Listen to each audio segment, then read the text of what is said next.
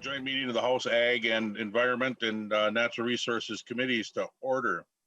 This meeting will be held in accordance with Rule 10.01, which is posted online. We can have a roll call of the respective committees. Mr. Smith, please call the roll of the Ag Committee members. Representative Sundin is present. Representative Vang? Present. Vang present. Anderson? Anderson present. Burkle? Present. Eklund? Present. Hanson R? Hanson R. Present. Hanson J? Hanson J. Present. Cleavorn is excused. Lippert? Lippert present. Lewick is excused. Miller? Present. Nelson? Present. Present. Miller present, yep. Representative Nelson? Present. Present. Representative Thompson?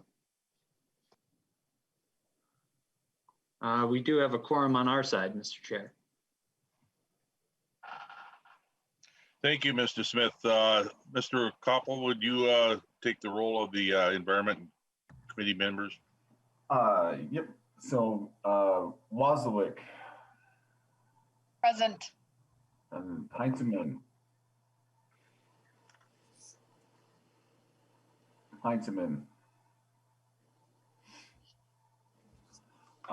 Eklund.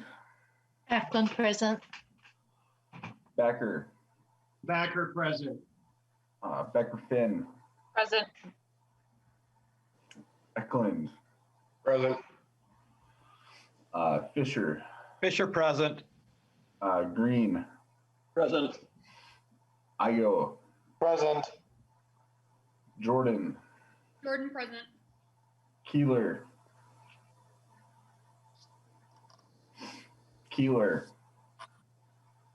Lee. Lee. Present.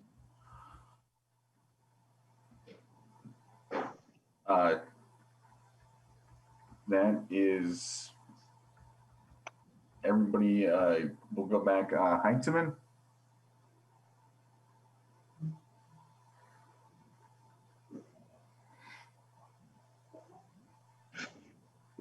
All right. Quorum is also present on our side. And thank you, Mr. Koppel. Special thanks to Chair Hanson for joining in and educating us today on the Emerald Ash Borer. We have a very limited time, several testifiers. I'd like to hear first from the Department of Agriculture and stick with a few brisk questions. If we have more questions in time, let's submit them in writing and we'll get answers for you. So with that, how about an Emerald Ash Borer overview from the Department of Agriculture? I don't know who's up first. Mark Abrahamson, I understand. Take it away. Introduce yourself for the record and take it away. Thank you, Mr. Chair. Great to be here. Members of both committees, really happy to have this opportunity. My name is Mark Abrahamson. I'm the Director of Plant Protection at the Department of Agriculture. So I'm going to kick off a three-part presentation from Agriculture, Department of Natural Resources, and Pollution Control Agency. So we've been working together for years, of course, on Emerald Ash Borer, but in particular over the past couple of years on an interagency team that's been coordinated by staff from the Environmental Quality Board. And so a couple of products from that team are in the meeting minutes. So there was a status report that was produced and published in 2019, and then also some recommended actions that could be taken that was approved by the Environmental Quality Board in 2020. So we'll reference those throughout our presentations. I'm going to start here, share my slides, and I'm going to give a little bit on Emerald Ash Borer biology, spread, and status report. So are my slides showing? Yes. Okay, thank you. Okay, so Emerald Ash Borer biology, this is a beetle. They're around during the summer. The whole crux of the problem is that they're from Asia. Our trees in North America do not have naturally evolved defense to them, so they're very susceptible. The beetles themselves are not what causes the problem. It's the eggs that they lay and the larvae that hatch from them that tunnel within the tree. So it's the larvae that do all the damage, tunneling beneath the surface of the bark of trees. And what they're doing in there is they're severing the channels of the trees that move food and water. So get enough beetles tunneling around in there, and it kills the trees. So when you have just a few emerald ash borers, you would never know they were there, because a few emerald ash borers don't kill trees, but a few thousand do. So when you get enough emerald ash borers that have grown in a population, the trees can die fairly rapidly. And it's really, again, it's all about the numbers of emerald ash borers. When there's only a few, we don't have a problem. When there's lots and lots, we have a really big problem, because they can kill trees in a hurry. If we look at it on the scale of North America, or the United States at least, you can see the green is the estimated native range of ash, and all the red dots are where emerald ash borer has been found. So you can see most of Eastern North America, where there's ash, there's also emerald ash borer. And so the federal government, which has had responsibility for trying to control the spread of emerald ash borer across the country, has said at this point, it's not really worth the time we're putting into it, because it's across most of the range of ash. So the federal government has taken steps to deregulate emerald ash borer at a national level, which means they're no longer regulating the movement of materials from states that have emerald ash borer to states that don't. And that went into effect in mid-January. And from a national perspective, I think, yeah, that makes sense.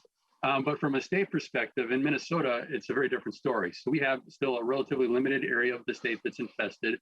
Less than a third of our counties, only about 100 communities out of 850 communities in Minnesota, and our black ash forests in Minnesota are still unaffected. So in Minnesota, we still have a lot at stake, a lot of places where emerald ash borer is not present.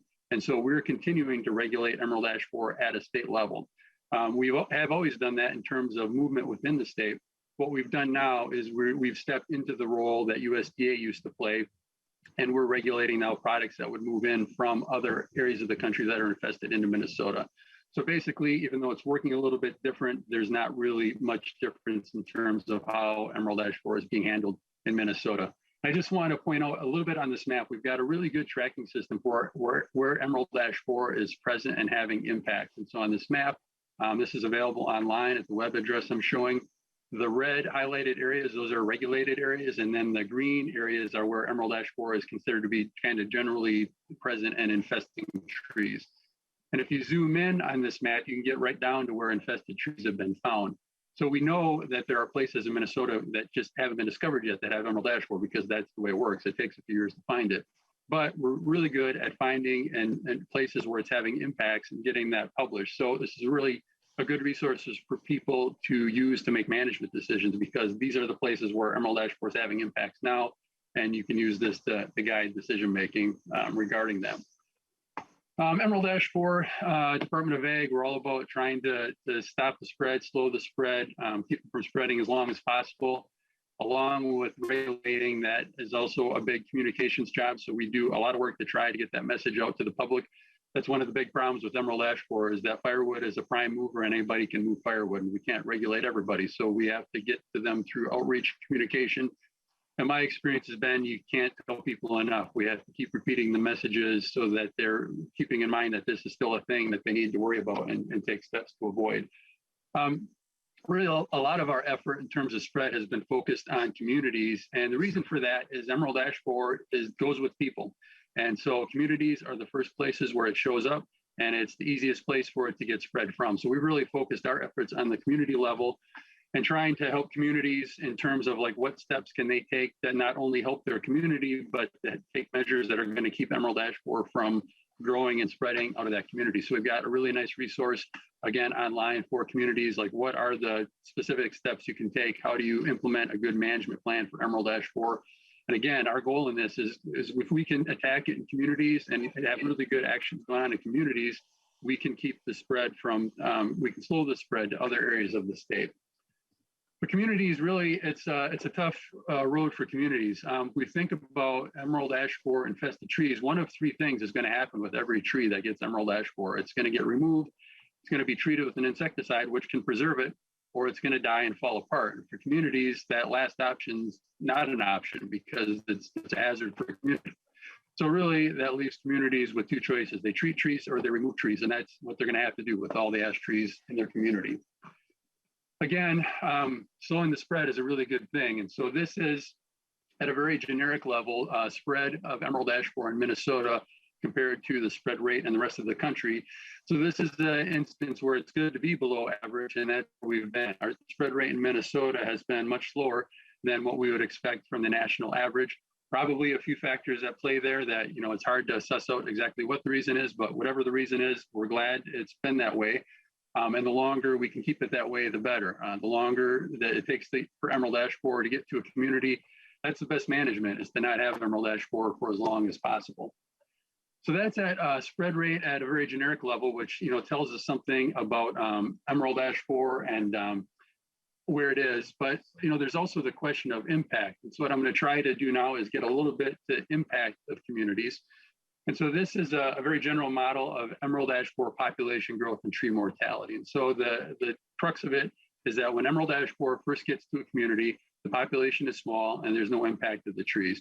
But that population eventually grows very quickly, and then the tree mortality will follow along rapidly behind that. So if we look a little bit closer at tree mortality, this is the tree mortality again, but it's on a different scale. So now we're looking at a healthy forest out here on the left side of the axis with 100% ash trees alive, going down through time to where we don't have any ash trees left. So these are tree loss curves or tree removal curves for ash trees. And there's different models that could be used to model that rate at which trees are lost within communities. And so I'm showing these as kind of a faster one, a 12-year model of tree loss, and then a slower one, a 20-year model. So what we've been doing over the past couple of months is checking in with our communities in Minnesota that have emerald ash borer and trying to find out where they are on this scale relative to how long they've had emerald ash borer. And so what we're seeing, each of these dots is a community that we've been communicating with, and this is where they are now, with how many years they've had emerald ash borer found in that community, and what percentage of ash trees that have been removed versus what are remaining. So what we're seeing is we've got a few communities that were smaller, didn't have a lot of ash trees, that removed them pretty quickly. But most of our communities they're kind of all over the place, but they're clustering around this 12 and 20 year tree rate loss curve. So they're, you know, decent estimates of how fast we can expect trees to be lost in communities over time with emerald ash borer present. So now what I'm going to do is I'm going to take spread, and I'm going to take loss of trees within communities and put them together to try and come up with an estimate of overall impact to communities over time. And keep in mind, this is an estimate. So we're taking a lot of data here and putting them together. In doing that, I have to make some guesses. And so, you know, this is my best estimate, but it's an estimate. So this is where I think we are now in time and where we're going. So we've got years here across the bottom. And the y-axis, this is the number of trees, number of ash trees we're estimating are going to be removed per year in communities.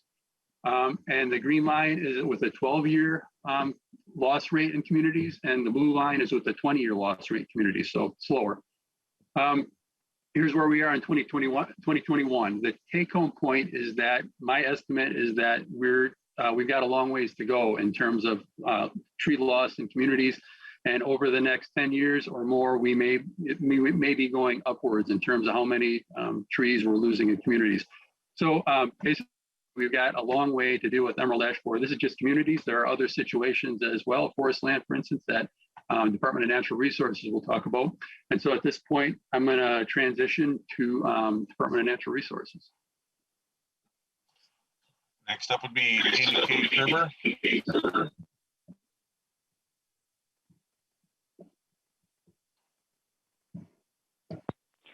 Amy K. Kerber. Oh, identify yourself, please. Continue.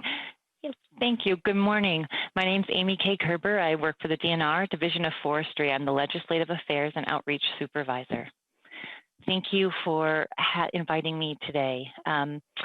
Today, what I want to talk about is ash trees and forests in Minnesota, emerald ash borer's impact on those trees and forests, and a little bit of an update on DNR activities. Next slide, please. So first of all, where are ash in our state? There are a lot of ash in Minnesota. We estimate about 1 billion ash trees. And you can see from the map on the right where they are. The map illustrates a concentration of ash in our forest by the shaded areas, and then the dots represent the percentage of ash in community forests. Let's focus for a minute on those community forests. Mark was just mentioning them. 20% of the trees in our communities are ash. That's 1 in 5 trees. If you add all of those up across the state, that's about 3 million park, yard, and boulevard trees in our community forests. And we know emerald ash borer has a high kill rate, right? It kills all the trees once it's infested in a community or in a forest stand. And it even kills trees down to 1 inch in diameter. So those community ash trees, or all those trees eventually will die from emerald ash borer. And I know we're all often concerned about climate change impacts. Thinking on those 3 million ash trees in our community forests, they're estimated to mitigate 7.8 million pounds of atmospheric carbon and 2.96 billion, almost 3 billion gallons of stormwater capacity. So the loss of ash trees is certainly going to widen the gap in meeting our greenhouse gas emission goals. And it's also going to increase things like salt and sediment and put them into already struggling ecosystems and landscapes. We can expand those concepts, of course, out to the billion ash trees in our greater forests in the state. Next slide, please.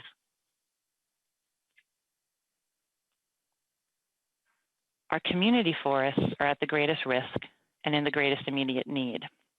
Helping communities now helps contain EAB and slow the spread to other cities and out to our ash forests.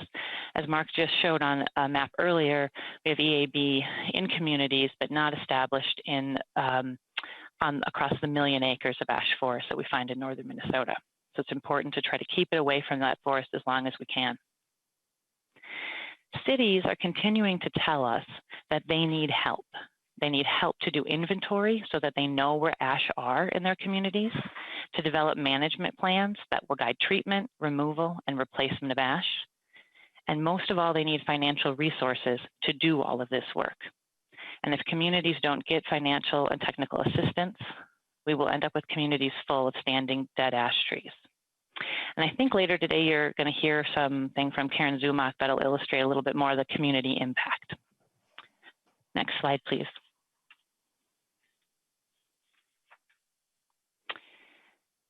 So looking a little more specifically at what communities need, they need resources and support to do the inventory, to make the management plans, to treat trees or remove them, replace them with diverse trees, educate residents, and they need to also provide help to homeowners. Now, the DNR works with a network of urban foresters to lend technical assistance to municipalities, but financial support is needed to help these communities respond to this crisis. I wanted to take a minute here to just touch base on treatment. When we're talking about treatment, we're talking about a tree injection of an insecticide like emamectin benzoate. It's something that can be used about every 2 to 3 years on a tree. It's highly effective in a way to address and kill EAB in a tree. It's not a neonicotinoid. And the cost of it, which is, of course, a consideration, if you think about an average size ash tree, about a 20-inch diameter tree, costs about $120 to $240 about every 2 to 3 years. So, all right, that's a number. How's that in relation to removing the tree, which is another alternative? On public land, looking at estimates that we've received from cities, we think it's about $1,000 to remove a tree that size. Now, a homeowner might pay between $1,000 to $4,000 to remove an ash tree on their property, depending upon the size and location of that tree. So if we look at treatment as a way to keep the ash alive and on the landscape and providing all of the benefits that that tree can provide, that's very important. The other thing that we're doing by treating is that we're spreading out the financial impact of the removal as well as the waste impact. And we're going to hear a bit about that later from PCA. Another added benefit of keeping ash on the landscape longer is they're continuing to sequester carbon and provide all of the other climate change benefits as well. Next slide, please.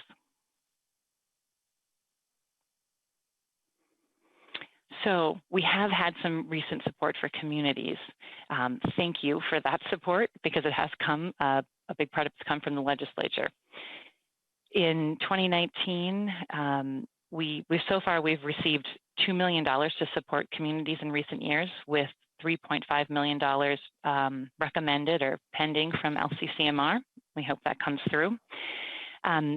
The 2019 combined funding of $1 million that you see there between general fund and LCCMR support has been distributed to 35 communities to support planting of thousands of ash trees that have been removed and then replaced with diverse species.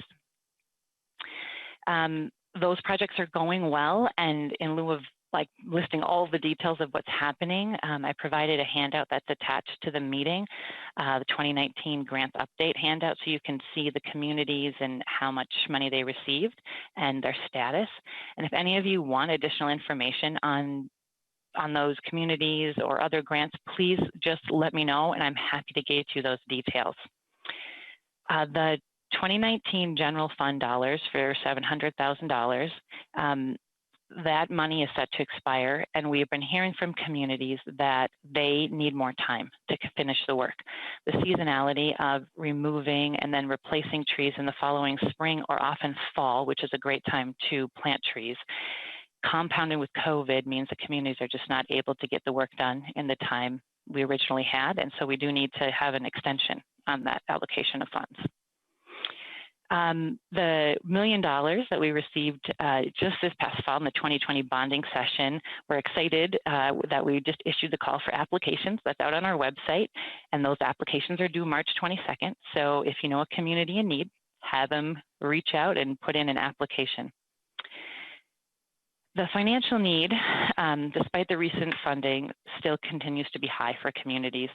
Just to illustrate that, on that 2019 general fund set of grants, those pass-through grants, the DNR received 51 full applications for $3.4 million as requests, and we had $700,000 available.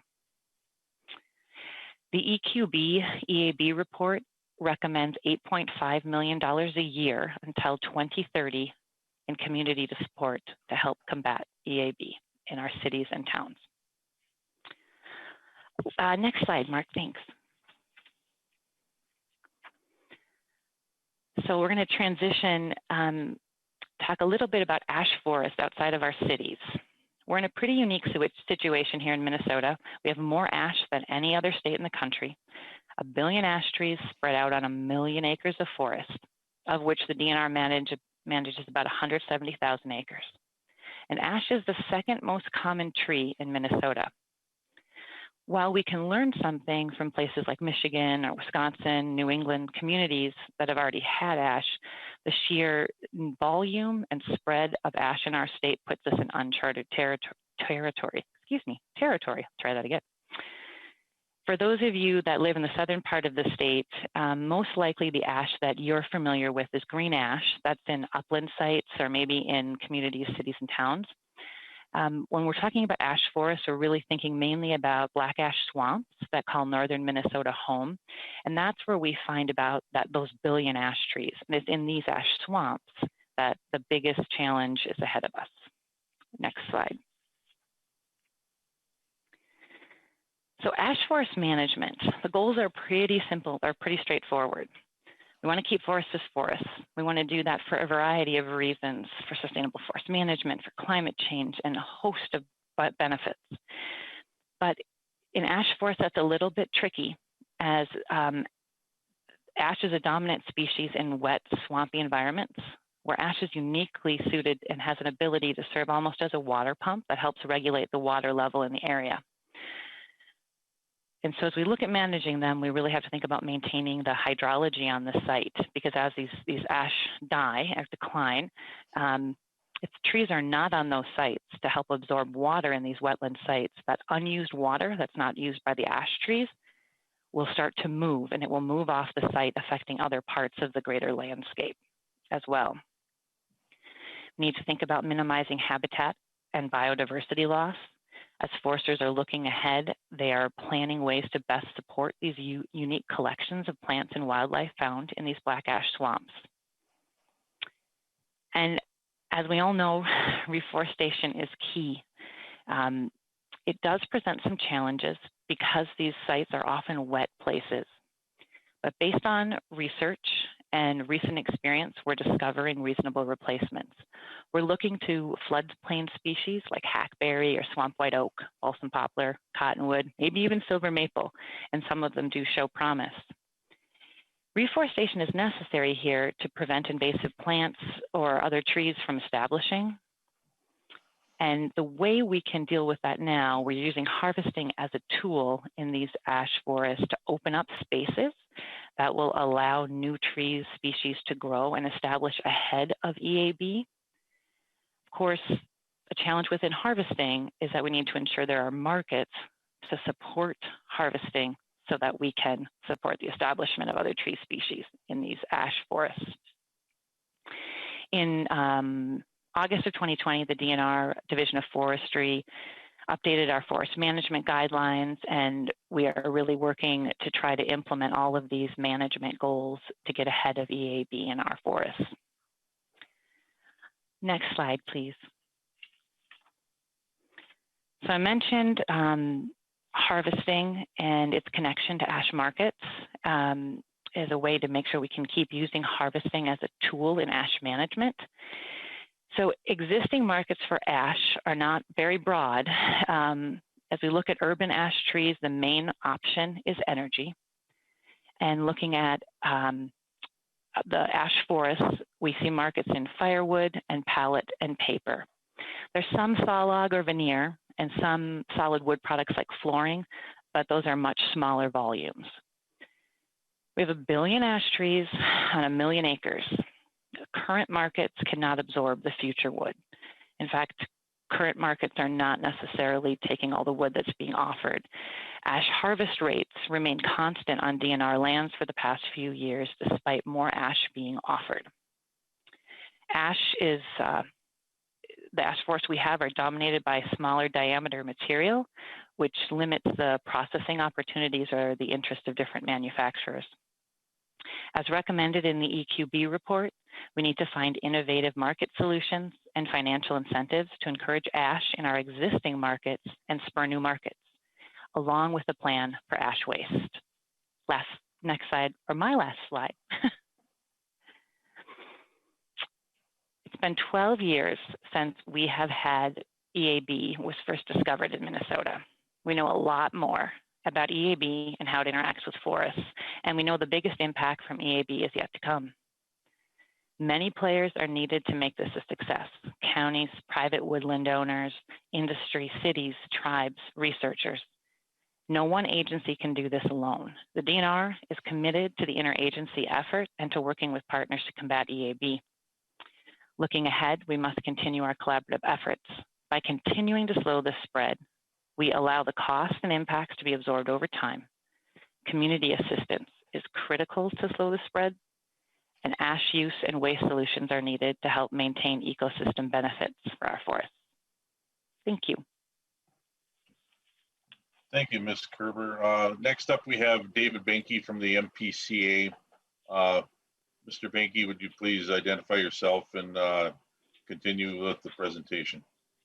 Thank you, Mr. Chair and members. Good morning. My name is David Benke. I'm the Director of the Resource Management and Assistance Division at the Minnesota Pollution Control Agency. And I just want to thank you for the opportunity to testify on this important issue. As we've already heard, emerald ash borer is a problem that crosses the responsibilities of a lot of different agencies. And so working together is imperative. And we've, I think, done a great job of that so far, and we'll continue to do what we can there. As we worked through the plan that the EQB coordinated, it became pretty clear for the agency that our emphasis needed to be on the environmental impacts of removal of the trees, but also at the same time figuring out how to manage what could become a huge waste stream, or how we could maybe help move that into products rather than treating it as a waste. And for the agency, we also looked at it from a community standpoint rather than the forest standpoint, because we work with those same communities on managing waste and connecting with them for that seemed a little bit more doable. We also recognize the overall impacts of the emerald ash borer for the state's forests everywhere from an environmental standpoint, but our work centered on the community. Next slide, please. So when we look at managing waste, we always look at managing it through the waste management hierarchy, moving it up from the disposal to the recovery. When we look at managing wood waste from emerald ash borer, we also look at a similar hierarchy, trying to recover the most value from the trees and provide the most protection to the environment. You can see from this slide that tree preservation is at the top of the list. Treating the trees will allow us to not only slow the spread, but it'll keep the tree doing what the tree does best for the environment, for the community. Second, if we need to remove the trees, we should try and make sure we can harvest them for products.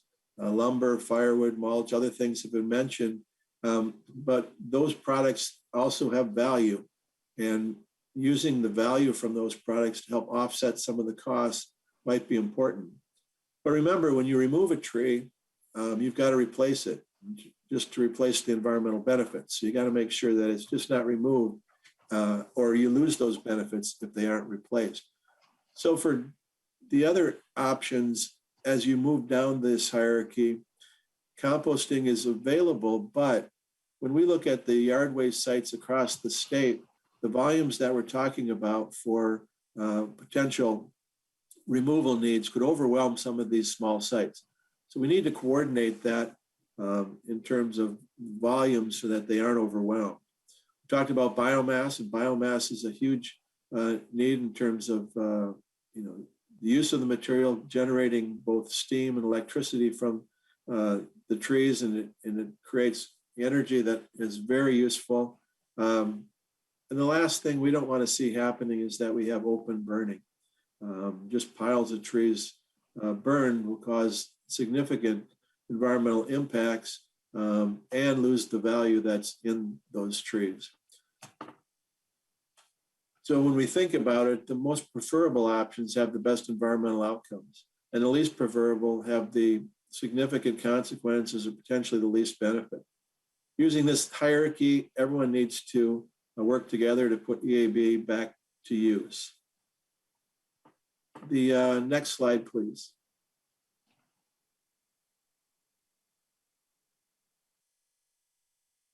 When you take a look at it visually, you can see that the options that we're talking about include timber harvesting, mulching and composting, potentially biochar, wood products, biomass heating and energy, and the recreational or home heating fuel options. Timber harvesting probably isn't something that we'll see in communities unless they have larger stands in parkland or something like that that needs to be managed. But boulevard trees and so forth are a little bit different from that harvesting standpoint. So then we might need to look at that as a different type of collection method, which I'll talk a bit more in another slide. The next slide, please.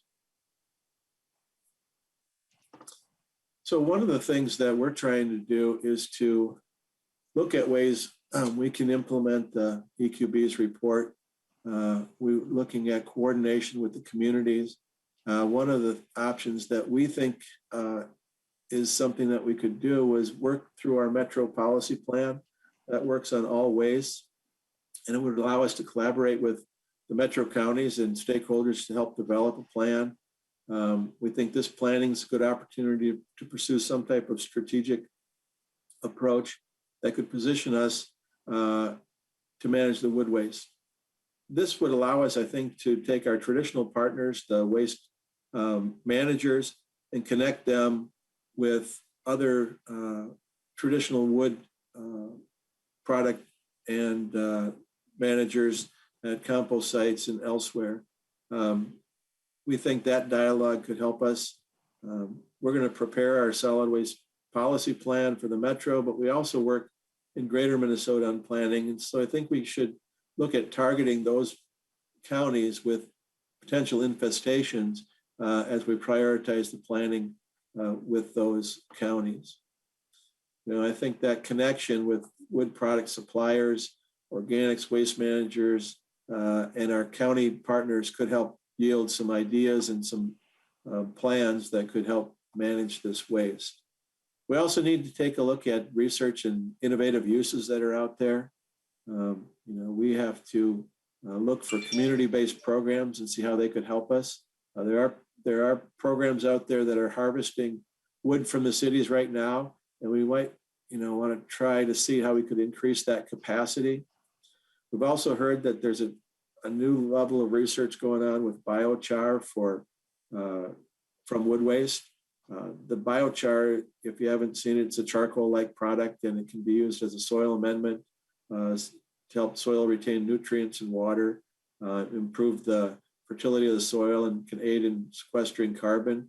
And it may have other benefits that we have yet to kind of look at. So we got to keep track of that research and see what's going on there, because if that takes off, we need to make sure we're encouraging the use of ash in that production of biochar rather than other woods. We also need, I think, to look pretty hard at our wood use for both heating, residentially and recreational fires. That could be a way to manage ash. Right now, about 1.5 million cords of wood are harvested annually for that purpose. We currently see about 12% of that as ash, and if we could move that up with the trees that we have to remove, that might also be a way to create a system that assures that that wood gets seasoned and dried for fuel or recreational purposes, and reduce the impacts of wood smoke that we see when people burn non-seasoned or wet wood. So that might be a way, if we can push into that area, to recover and handle two of those issues at the same time. The next slide. I think it's been said, our agency remains committed to continue working together to make progress on the recommended actions from the EQB report.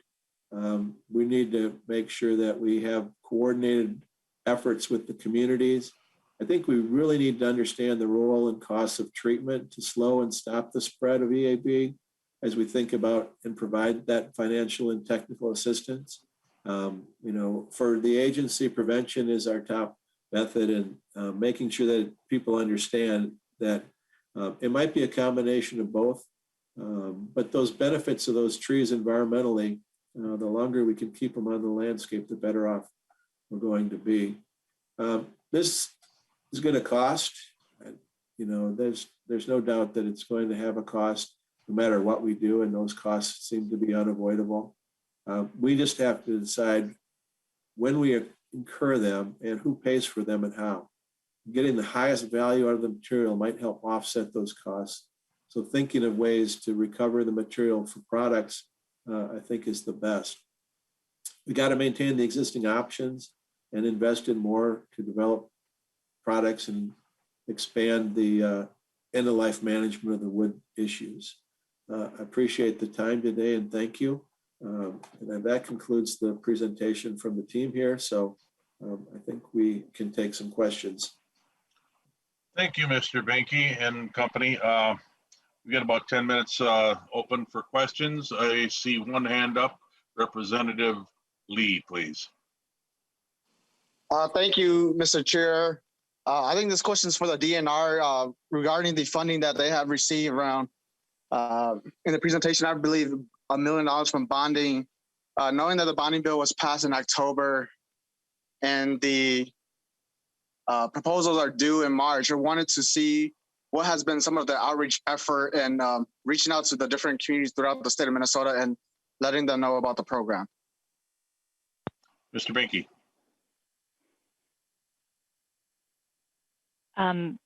If Ms. Gerber. Thank you. I'll take that one. Thank you. Thank you, Chair and Representative Lee. That particular grant, the bonding dollars, and I'm not sure if you've had an opportunity to see the posting. It did just post February 1st. It is focused on trying to serve diverse communities and communities that might be at risk for social justice concerns. And I don't have a list in front of me, I'm sorry, of all of the outreach efforts, but I know that we are actively using social media, Twitter, Facebook, a variety of means to try to get it out to all communities. And then we have direct communication with community leaders that deal with natural resource management. And so we're using those channels as well. And if you'd like, I'm happy to do a follow-up. And then of course, traditional news releases and those types of pieces as well. I'm happy to provide a little bit more detail if you want to know specifics beyond that. Thank you. Representative Anderson, you had your hand up. But it came down evidently. Representative Becker-Finn, please. Thank you, Mr. Chair. And I just wanted to speak to a little bit, we talk a lot about the cost of just the immediate dealing with the trees that are infected. And for example, the city of Roseville, which is one of the cities I represent, it's estimated that the cost is going to be well over $1 million. And that's just for city-owned trees. And so I think, the coordination that's required between not just state agencies, but also cities and then individual homeowners is a huge ask. So, I know some of the numbers, 3.5 million is actually not that much when you think of one city budget in the entire state being impacted by over $1 million. So I'm just trying to make sure folks realize the scope of this problem and what it's going to take to think about it. One question I had, it was touched on a little bit during the first presentation, but the kind of thing that I see a lot that I think of as a legislator, because we've been talking about EAB for a very long time, are especially this time of year when people are looking for firewood or sometimes for homeless encampments, sometimes, people post things on Facebook. And what I'm observing is that the general public is really not aware of some of the restrictions and the things that we need to do to stop the spread of EAB. So just wondering sort of what the plan is and what more we may be able to do to really get that message out to everybody, and not just the press release way of communicating the stopping the spread message. Hopefully there's some reporters listening to this hearing today. Does anyone care to respond? I can take that one, Mr. Chair. This is Mark Abrahamson, Department of Agriculture. It's a hard Mr. job. Abrahamson. Thank you. It's a difficult thing. I mean, like I said, we can't do enough outreach really. And it's a matter, I think, of competing for people's attention. I mean, we've got a lot of things going on in life. And so, for me, I think about it all the time because it's my job. For a lot of people, this isn't top of mind. And so the best answer I have is that it's something we just keep repeating and trying to find different ways, unique ways to advertise and reach people, including social media. So, but it's really a daunting problem. Okay, thank you. Anything further? Okay, hearing none. I guess I would have one quick question as far as the BTU content of the ash trees as opposed to aspen or let's say pine. Can anyone speak to that? The BTU content of the ash. Mr. Chair. Hey, Mr. Benke, please. Dave Benke with the PCA. I don't have that number right in front of me, but we can get that back to you in comparison. We can take a look at that from a bunch of different species. Okay. Thank you very much. We have time for one quick question from Representative Burkle.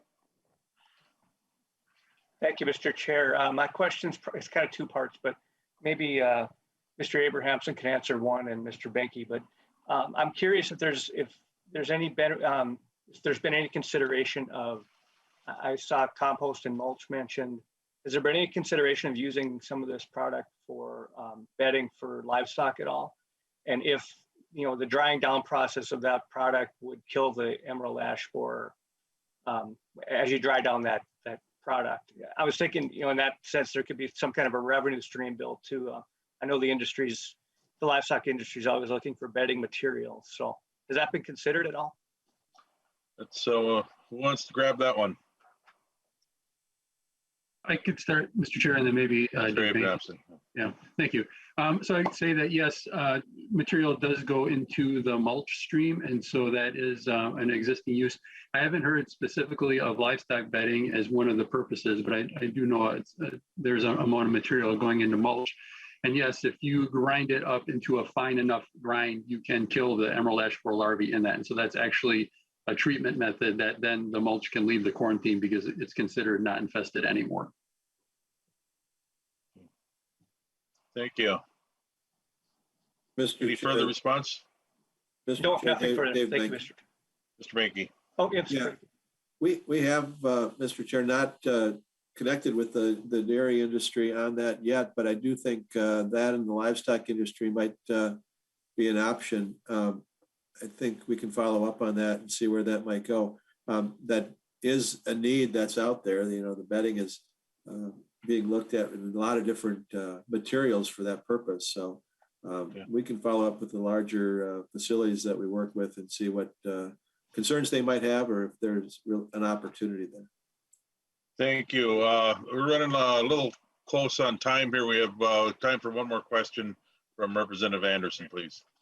Thank you, Mr. Chair. Just a quick question to any of the testifiers. We're all hearing stories about the price of lumber skyrocketing. And does that at all change the equation as far as using more ash for dimension lumber, things like that? As the price of lumber just keeps going up dramatically?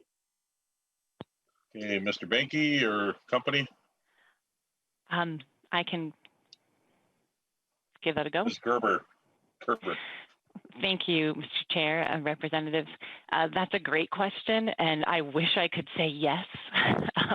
Unfortunately, because ash in Minnesota is a smaller diameter wood than what you might find in Michigan, where you find larger trees that can be used for saw logs and veneer and dimensional lumber at a higher rate.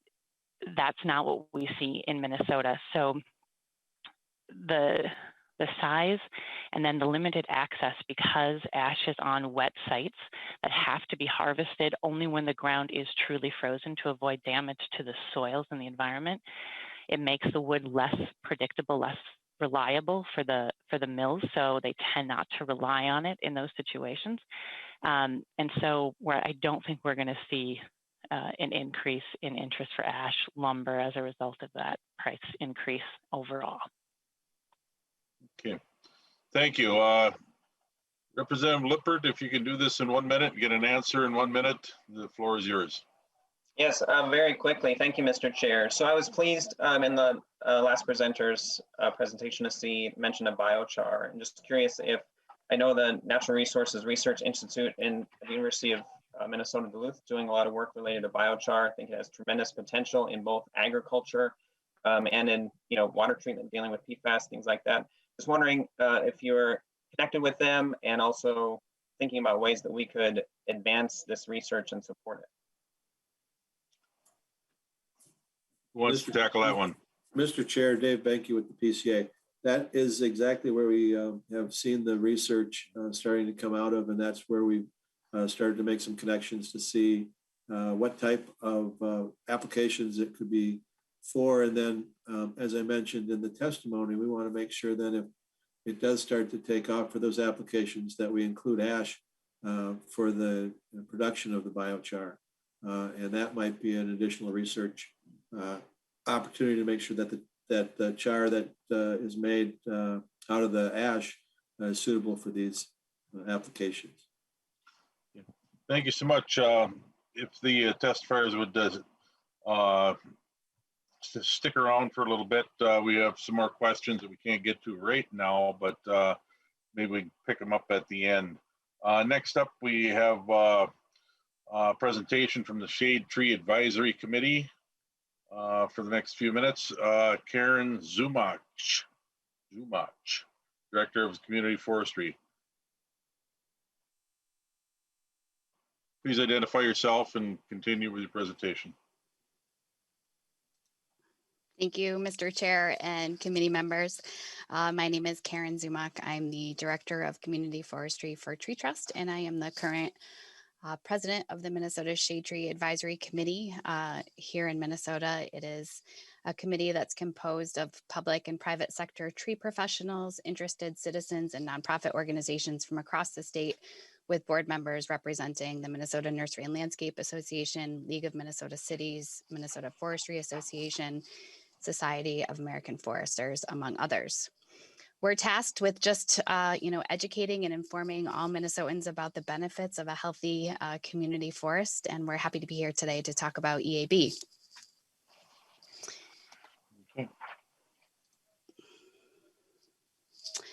So let's start with a definition. When we're talking about our urban and community forests, we're talking about the trees that line our streets and shade our homes. These are trees that are planted to improve the places where we live. So if you think of a tree-lined street, or you think of a park, or you think of the tree in your yard, these are the trees that we're talking about that make up our urban and community forest.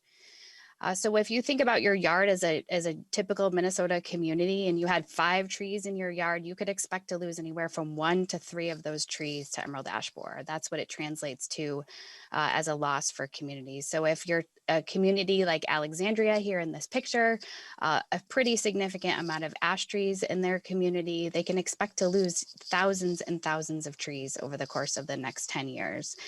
That's what EAB is doing to our communities. Its devastation comes in the form of not only canopy loss and benefits loss, but also in the form of straining municipal budgets.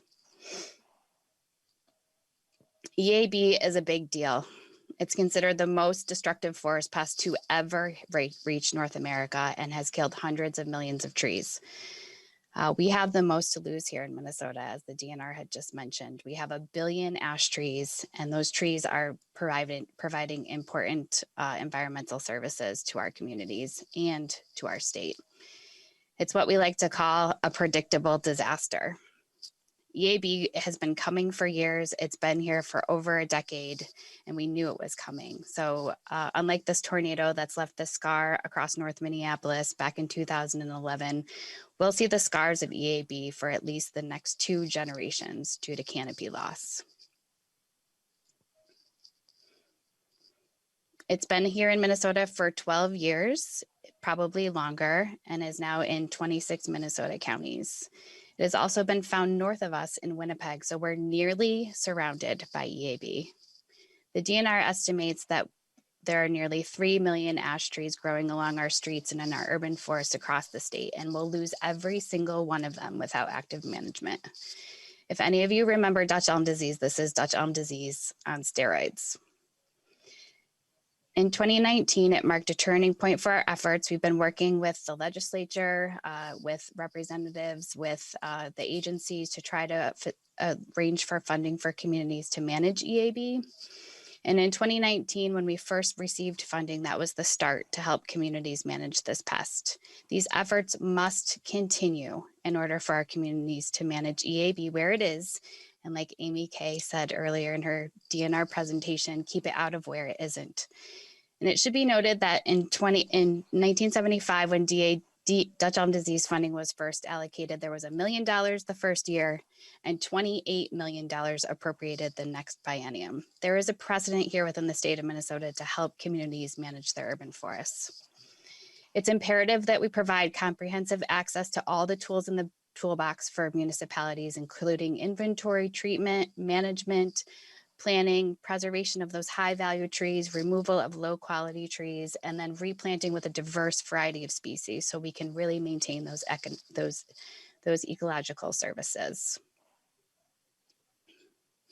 So I just want you to think for 1 minute about an ash tree standing in a park or along a street. That tree is providing, like Amy K. Kerber said, benefits to our community. So that 18-inch ash tree is standing there and mitigating stormwater, sequestering and avoiding carbon, doing all these things just standing there. And when we think about trees as climate change adapters and mitigation strategies, there are very few things that do it as well as urban trees do.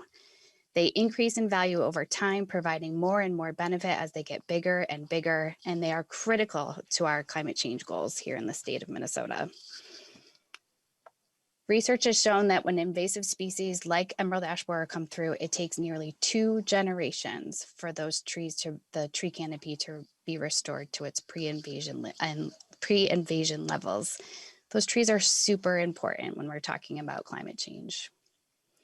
So I've talked to a few city foresters from across the state, and I've got a little bit of a snapshot to share with you with what they're dealing with. So in St. Paul, what could be arguably called the epicenter of the EAB crisis in the state, they're saying that with 100% of their untreated ashes now presumed to be infested in St. Paul, the city has had to make the difficult decision to prioritize the removal of infested trees over stump grinding and replanting.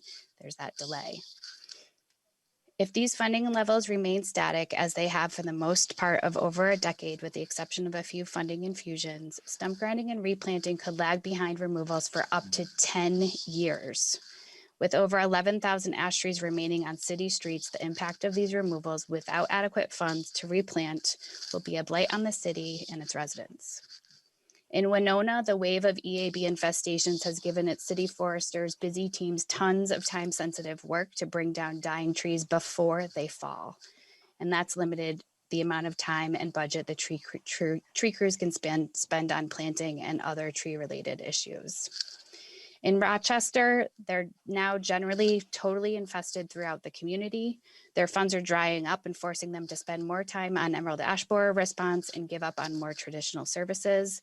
This year is the first year they don't have funds to replace ash trees that have been removed. They're increasing the number of trees in their treatment program beyond what their management plan had called for in order to hold off replacement and removal costs in order to work with the money that they have budgeted. They relied on grant money last year to get replacement trees planted. Minnesota has seen this before.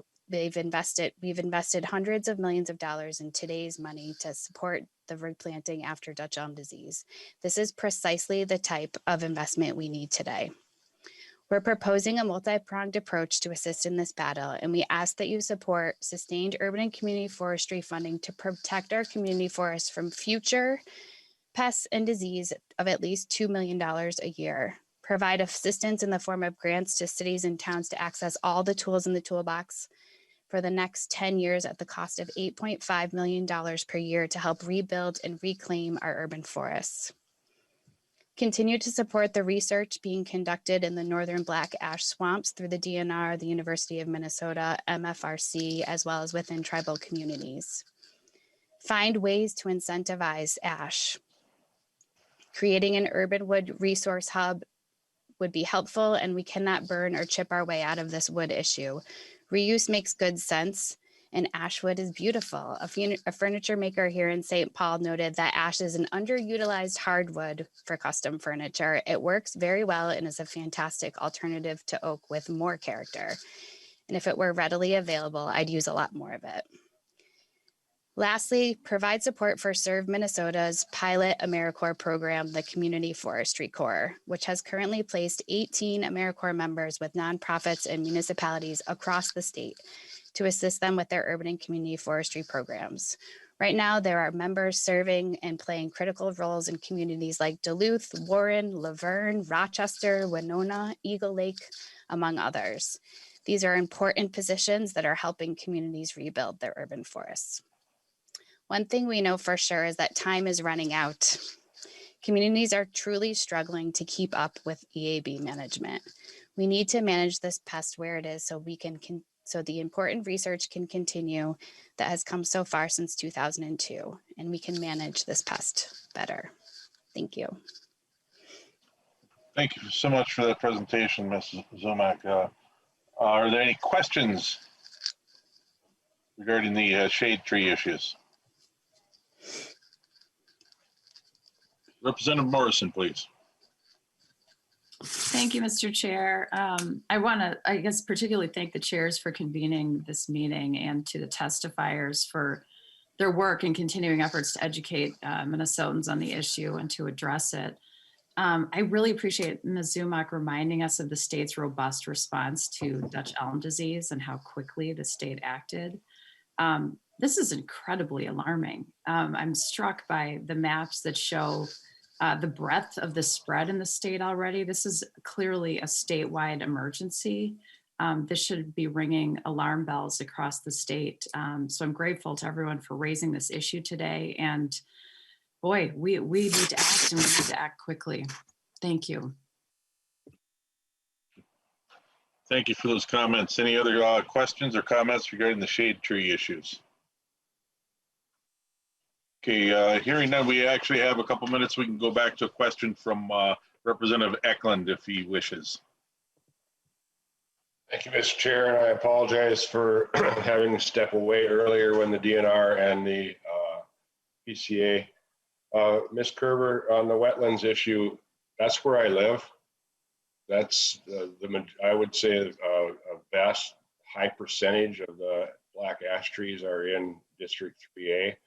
And I've heard wetland issues, I've heard concern, but I haven't seen any plans. So I would really like to see if you'd comment on the plans that the DNR has for dealing with this, because if this gets into our black ash forests, this wetland issue, wetlands are going to be ruined. So I'd like to hear about that.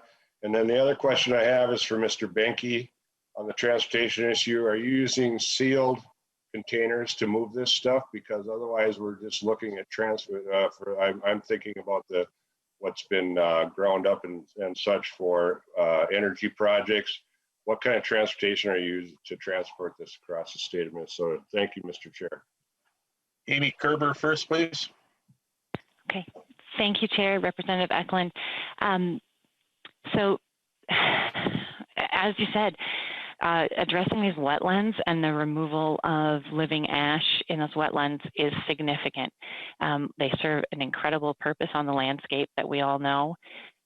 What we're trying to do, and I can certainly provide you with more detail later, and you maybe would like that, about our ash management guidelines, is proactively use harvesting as a means to work in those swamps ahead of establishment of EAB, so that we can remove ash, open up spots in the canopy, and establish diverse species, and continue to promote that throughout these swamps, so that as EAB comes in, we have established forests that can begin to expand as EAB becomes a bigger issue. Of course, that just makes keeping EAB where it is in our communities, unfortunately, and out of our forests even more critical, so that we have more time to do that work. Thank you, Ms. Kerber. David Benke. Thank you, Mr. Chair and members. The transportation issue that was spoken to there is resolved by if the product is ground down to a 1-inch minus size, it destroys the larvae. But the transportation issue really is something that the Department of Ag, is in charge of in terms of what can move where from quarantine counties and so forth. And so when we're talking about developing these markets, we're trying to work within that matrix so that we don't cause that issue of moving it around. But just from the fuel standpoint, if the chips are of that size, or for compost or for mulch, that would reduce the ability for that larvae to still be spread. Thank you. Representative Eklund, do you have a follow-up there? Well, thank you. And living where I do with a paper mill 4.5 miles from my house, if you walk out on my road right now, you'll see wood chips laying on the road from the trucks transporting them by. So that is, even if I would like to see some kind of guarantee that is the larvae are not guaranteed, because I know that's not possible. But I would like to see that the data that shows that the larvae is destroyed. And Ms. Kerber, thank you for your comments, and I'd like to see that report too, because I've been hearing the same thing for 5 years. So I'd like to see that there's some real progress being made. Thank you, Mr. Chair. Okay, well, we're out of time on this. I see Representative Heinzman has got his hand up. If you could hold that question to the end, we'll try to make time for that. Right now, we need to move on to the EAB research presentation from the University of Minnesota. If Chair Hanson would please host the remainder of the testifiers. Thank you, Chair Sundin. Next up, we have Rob Vanette with the Terrestrial Invasives Institute at the University of Minnesota. Mr. Vanette, welcome, and state your name and who you're with for the record. Thank you, Mr. Chair. My name is Dr. Rob Vanette. I'm a research biologist with the U.S. Forest Service, and I'm the director of the Minnesota Invasive Terrestrial Plants and Pest Center, which we call MITPIC, created at the University of Minnesota in 2014. Today, I'm going to provide just a very brief overview on some of the research that has been and is occurring at the university on emerald ash borer. This research began the moment EAB was first detected in Minnesota in 2009, and really from the outset, it's been a very collaborative effort, primarily with the Minnesota Department of Agriculture, the DNR, cities, different private landowners, and the Forest Service. Both the University of Minnesota and MITPIC are what we call national leaders in terrestrial invasive species research. And the studies conducted here are unique, really emphasizing the distinctive features of Minnesota's forests and climate. So today, what I'd like to do is just limit my remarks to results from research on black ash, some new management options, detection techniques, and then briefly touch on some recent studies that MITPIC has initiated. So when EAB was first detected in Minnesota, there was really quite a bit of concern about our black ash forests, even though that detection was quite far away. Black ash is considered a very unique resource for its economic, ecological, and cultural significance. I want to emphasize, as you've heard from a few testifiers, that after already 12 years, EAB still is not in these black ash forests, and we're grateful for that. U of M research has demonstrated that black ash trees are a keystone species in lowland forests. They're critical for regulating water levels and providing a very unique habitat for wildlife. Black ash are the dominant tree species at these sites, and they're most likely to be replaced by shrubs, particularly invasive buckthorn, if they are lost and no active management occurs. However, large clear cuts in black ash forests can be as harmful as EAB itself. So what we've learned is that through extensive research, we have recommendations now to preserve the services that these forests provide by planting trees that are resistant to emerald ash borer, such as swamp white oak, American elm, or Manchurian ash. My own research on the cold tolerance of emerald ash borer suggests that establishment and spread of the insect will be challenging in parts of northern Minnesota where extreme winter temperatures fall below -20 to -30, fairly common for this part of the state, and we're likely to see that this weekend. Where EAB does occur in Minnesota, U of M research has been critical to support two of the primary management options, sanitation and biological control. Our studies have shown that quickly removing and destroying infested ash trees slows the buildup of EAB by 60% with disproportionate benefits to uninfested trees. This approach is the primary management strategy for many communities around the state. At the same time, Minnesota has been an early adopter of biological control with tiny, non-stinging wasps. You've already heard a little bit about MDA's biological control efforts. Well, research from the University of Minnesota provided confidence that these wasps would be able to survive winter, particularly in southern Minnesota, and disperse extensively once they've established. So fortunately, emerald ash borer is not yet present everywhere in Minnesota, and finding it early gives land managers more time and options to achieve very desirable outcomes. Research at the university has demonstrated that woodpeckers are very efficient at finding emerald ash borer 2 to 3 years before the insects would begin to kill trees. As a result, searching for woodpecker activity has become the standard approach to detect emerald ash borer across the state.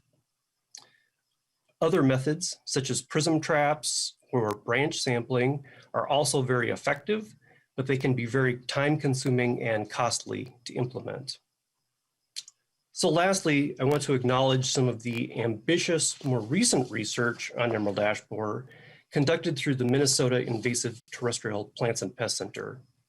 So MITPIC teams are exploring the use of naturally derived insecticides that can protect high-value trees, minimize risk to beneficial insects, and create a form of herd immunity that would benefit untreated trees.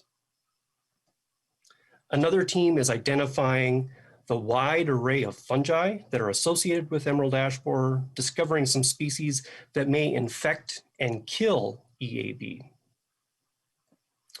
A third team is using virtual reality to explore the acceptability of potential EAB management options to recreationists, a project that acknowledges the complexities of managing ash forests for multiple uses, like camping and hiking.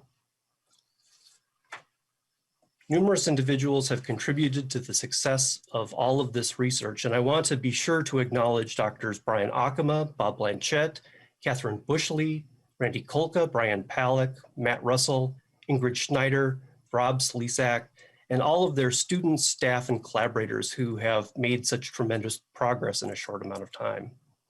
I also want to especially thank the Legislative Citizen Commission on Minnesota Resources, the Environment and Natural Resources Trust Fund, and you for your support of all of this research, and the Minnesota Invasive Terrestrial Plants and Pest Center. And just as a quick final comment, I also want to acknowledge that there is plenty of research that's within the recommended 2020 ENR-TF packet, and we're hopeful that that will move through the legislature. So thank you. Thank you, Dr. Bennett. Representative Jordan. Thank you, Mr. Chair. Thank you, Mr. Bennett, for this presentation. This is really interesting.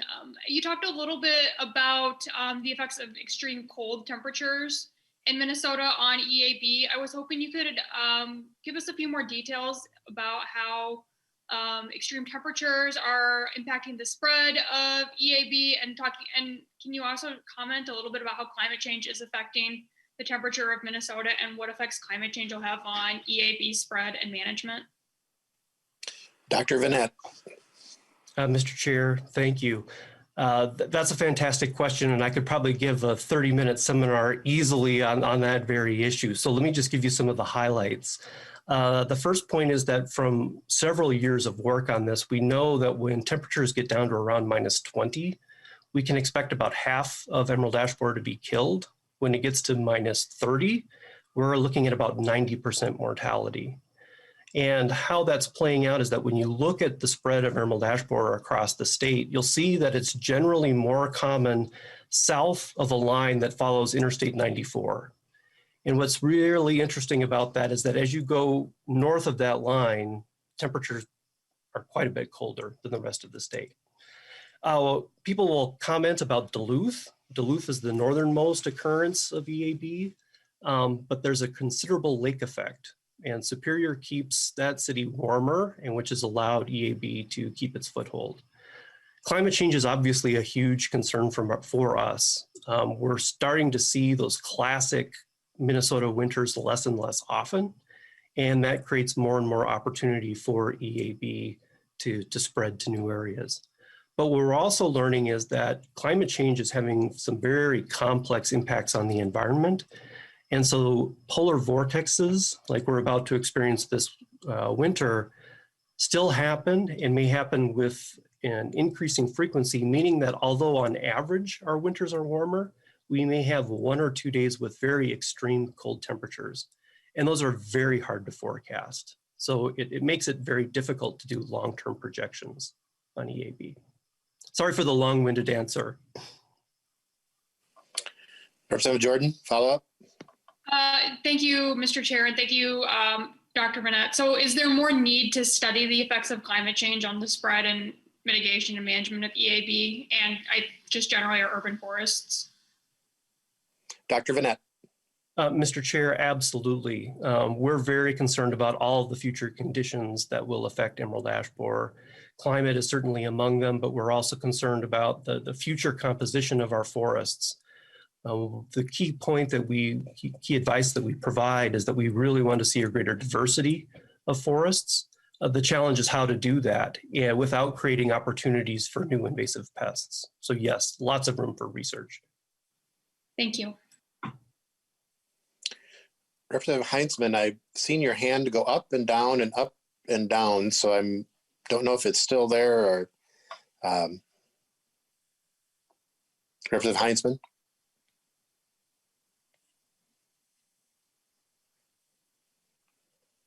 Okay, well, I guess we're gonna move on. Hold on just a second.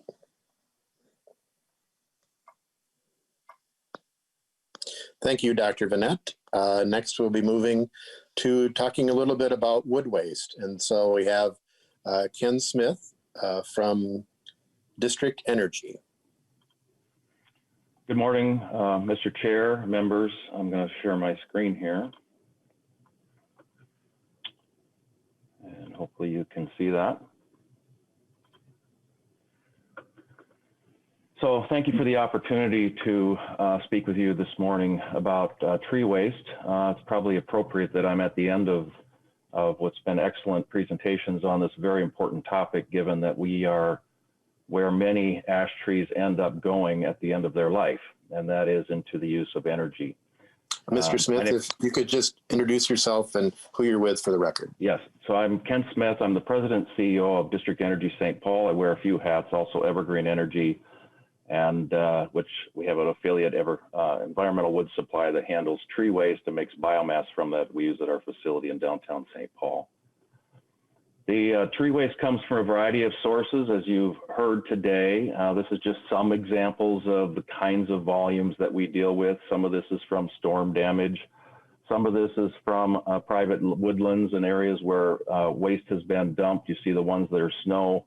Most of that tree waste there is EAB, actually, and that was in the metro area. Some of this is from storm damage, say from Faribault, and areas like that. So we end up dealing with a lot of tree waste from the region, and we use it to make energy. We use it in a combined heat and power facility downtown St. Paul. We heat about 32 million square feet, over 200 buildings, including the Capitol complex, is heated by this facility through a hot water district energy system. About 50% of our heat on an annual basis comes from tree waste, and it's used here at this facility. This facility was actually built in response to the experience from Dutch elm disease, where there was so much tree waste during that time. There was challenge managing it. The region still had tree waste to deal with, even as Dutch elm disease impact was winding down. And so this facility was built to, one, deal with tree waste and also displace coal and generate both renewable electricity and heat. We work with many businesses. Hundreds of businesses utilize our wood yard and this facility to manage tree waste. This is some of the zip codes of businesses, but it represents hundreds of businesses across the region.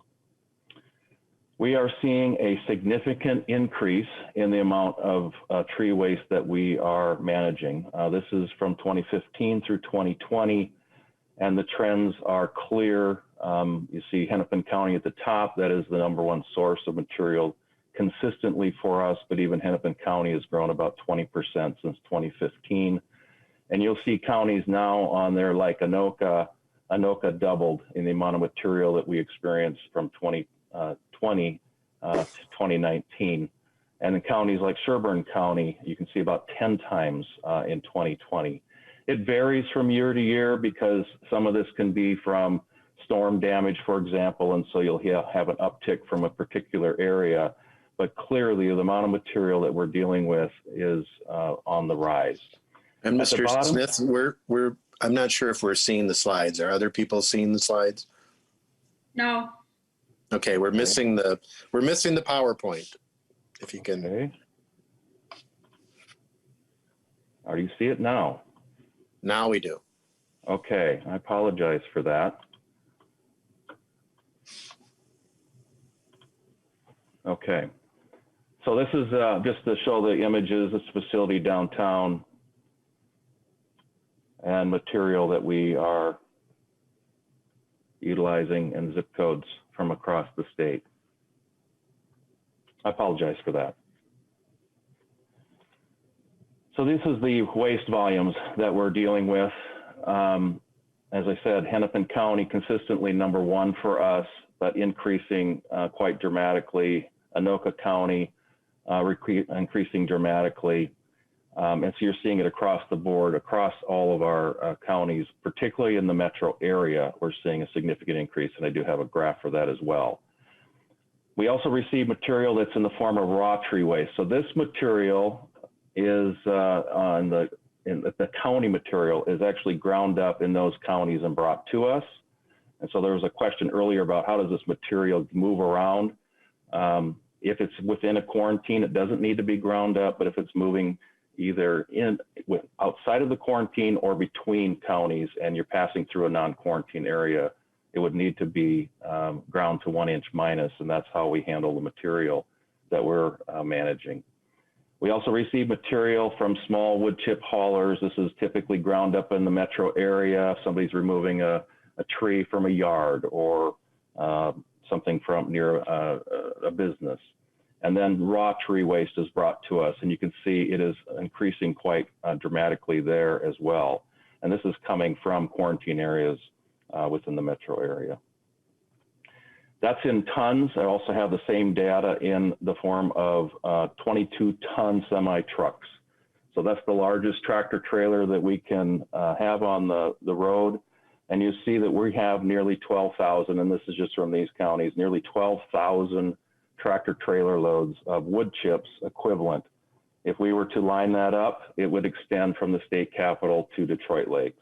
So it gives you a sense of the amount of material that we're dealing with on an annual basis. This is the 7-county metro area from 2012 through 2020.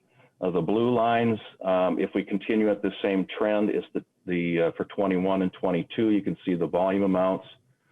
For the 7-county metro area from 2012 to 2020, the amount of material that we have dealt with or that we're dealing with now has doubled. We can't say that all of that is from EAB, but we certainly have seen a significant increase in the amount of tree waste that is coming in as EAB.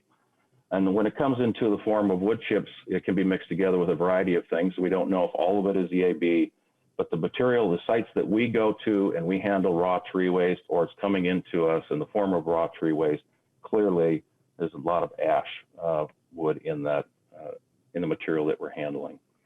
I show that projections for 21 and 22. I also show it dropping to 0 in 2023 and 2024, because currently we do not have a contract to continue to generate electricity past 2022. And once that's done, then the facility will need to shut down.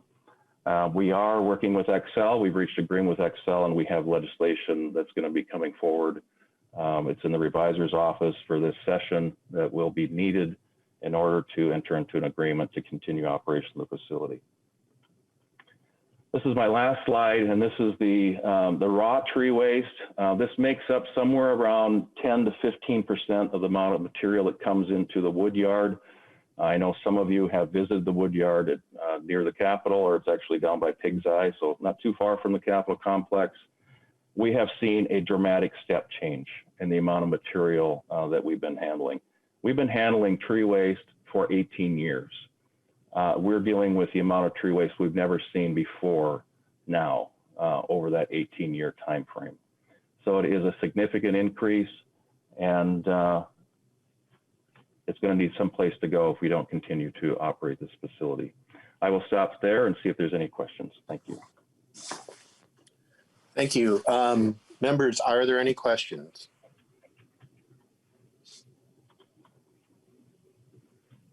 Well, people are thinking, the first appropriation for emerald ash borer from the Minnesota legislature was in 2009 with $2 million out of the Outdoor Heritage Fund. And that occurred, as many things often do, when the very first detection occurred during the legislative session. So we acted. And then for 10 years, we really didn't invest anything in terms of money to communities from the state, and local governments, property taxpayers had to pick up that cost. And we did provide some dollars through LCCMR for continuing research, but meanwhile, the bug kept moving. And the investments that we started to make 2 years ago have some impact, but we see that the demand is very high. We have, as Representative Morrison pointed out, we have a mountain of wood in front of us that's going to be coming. And we have difficulty. This affects every corner of the state, and it affects every agency and every community. And we're going to have to try to figure this out quickly, because we've waited too long. Prevention is better than cleanup, and early response kind of is the best way to try to get things before they're established. So I know Chair Sundin and I want to make sure that we're working together and make sure the agencies work together, that we try to get a response ready. I don't know, Chair Sundin, if you want to say anything while our members are thinking. I'm just pleased that there's so much interest from some of the new members, and really, I've got some pretty heavy concerns on using the wastewood properly, or efficiently somehow. And then I'm also very interested in replacing those trees as they come down as best we can, with a replacement variety. I don't know what that would be. I imagine it'd be from town to town or from location to location on just exactly what the most suitable replacement tree would be. But we need to get on this. We need to get on this now. Representative Eklund. Thank you, Mr. Chair. And Mr. Smith, I didn't catch this, and I apologize. First off, I want to thank both the chairs of the committee for hosting this. I didn't do that earlier. I'm glad we got this set up, because this is such an important topic to the state of Minnesota. Mr. Smith, do you purchase? Is there a market for this wastewood, or are you guys just taking it because they need a place to get rid of it? Mr. Smith. Mr. Chair, Representative Eklund, the material comes to us in different forms. If it's brought to our wood yard in raw form, it's dropped. There's not a cost for it to be dropped, but it comes in. There's a lot of different ways that it comes into the waste streams. It can come into a wood yard in a community, for St. Louis Park, for example, or some of the county sites or community sites that it comes into that. So how they handle it, many of them are free. Some of them may have a small fee. So when it comes to the wood yards that we're managing, there's no fee for that. It's dropped off, and then we take it from there and make energy from it. If it's already pre-processed, depending upon if it's meeting specification, there's a small payment that's made for that. Sometimes it covers the transportation. It certainly doesn't cover everything when it comes to the processing of that tree waste, but it helps defer some of that cost. And because it's pre-processed for us, we don't have to put as much effort into making it into biomass fuel. Thank you. Thank you, Mr. Chair, and Mr. Smith, thank you. And therein, I think, is part of my trouble that I have is I see that, I appreciate that you're taking raw wood in there, but I think there we got to take a look at what the transportation issues across maybe different county lines are. So thank you, Mr. Chair. Thank you. I have a question back to the researchers. We heard about cold, but what about on the top end? What is the heat? What is the heat that is needed to kill the bug? So if you're treating either raw wood with temperature or with the chips with temperature, what is the temperature that needs to hit in order to kill the bug? Mr. Chair, I'll take that question. I don't have the precise number off the top of my head. I do know that standard temperatures that are used for kiln drying are exceptionally effective at killing this insect, but I don't know if there's a critical temperature like we have with cold on the hot side. So I'll look into that and get back to you.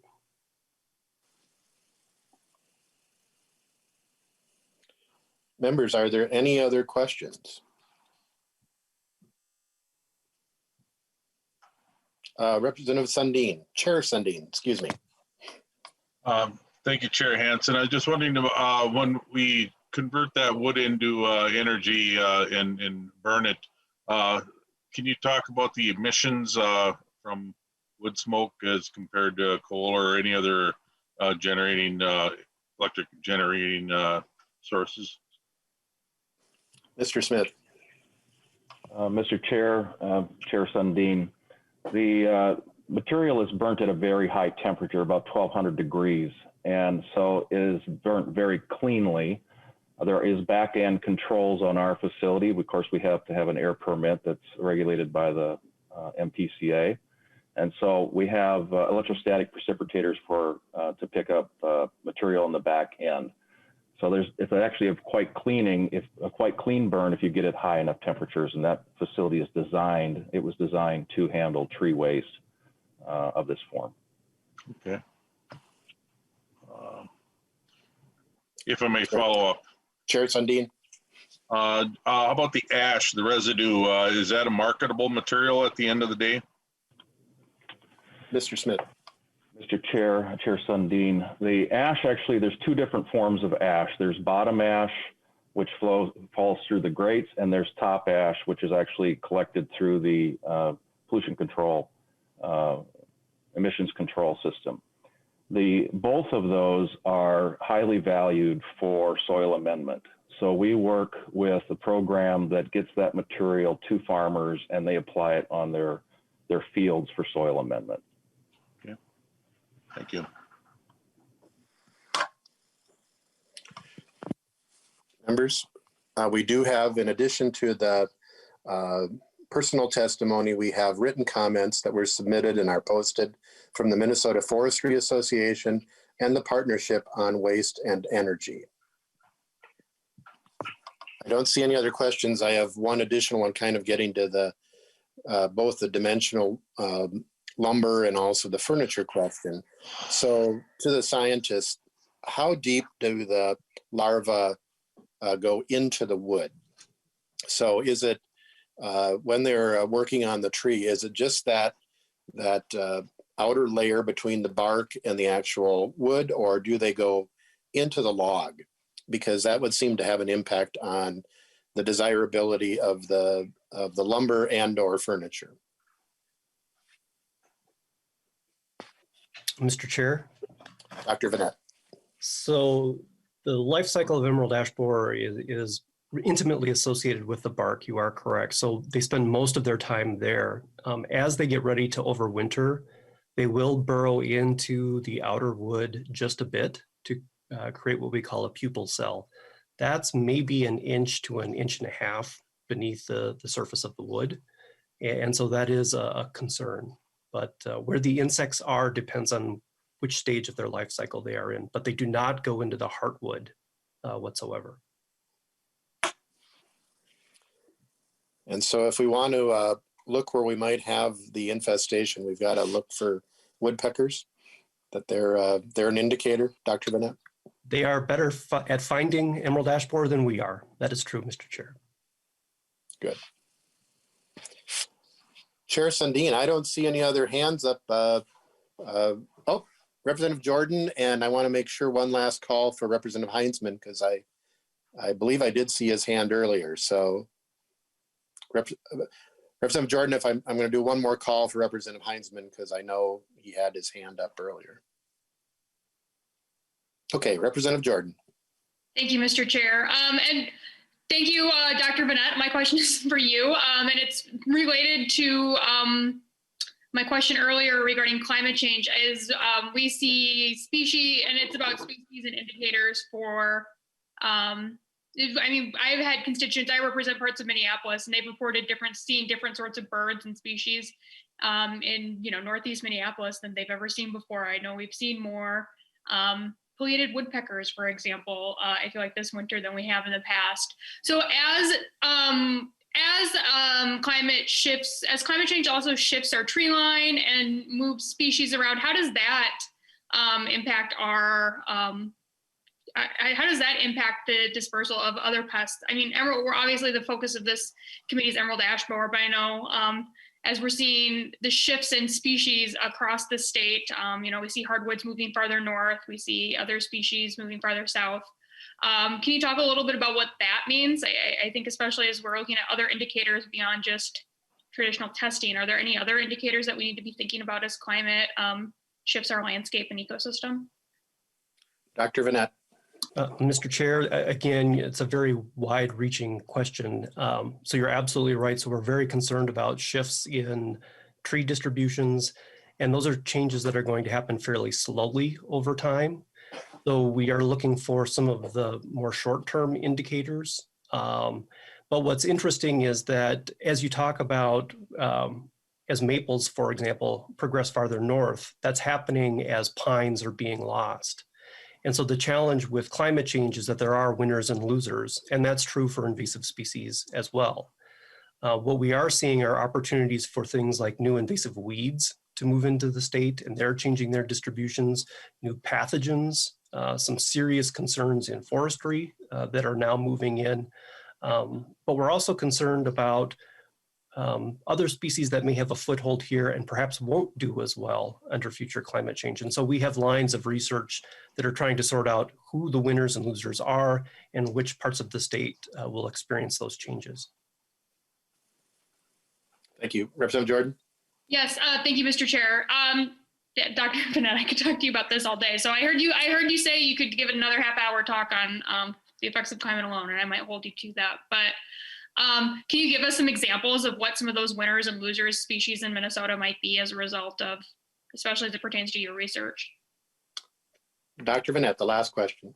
So, Mr. Chair, I want to be careful because it does get pretty complicated pretty quickly with respect to all of the details, but I do want to highlight one of the ones that we're very concerned about is the mountain pine beetle. This is an insect that is native to Western North America, but does not occur here. We're very fortunate, but because of the warming winters, that insect has escaped the limits to its native distribution. It's jumped the Rocky Mountains and is now moving through the forests of Canada towards us. And were it not for climate change, or more accurately, the warming winter temperatures, that insect would not be the threat that it is. And so that is one that we're very concerned about and we're keeping a very close eye on. Thank you. And members, I think our time is up. I want to make sure we thank all of the presenters today and the folks that they work with on trying to arrest this pest. We have work to do, members, a lot of work to do on this particular issue. So thank you, and looking forward to working together. Chair Sundin, any final comments? Just a word of thanks to Chairman Hansen for pulling this together, and thank you for the committee for your attention to this very important matter. We are adjourned.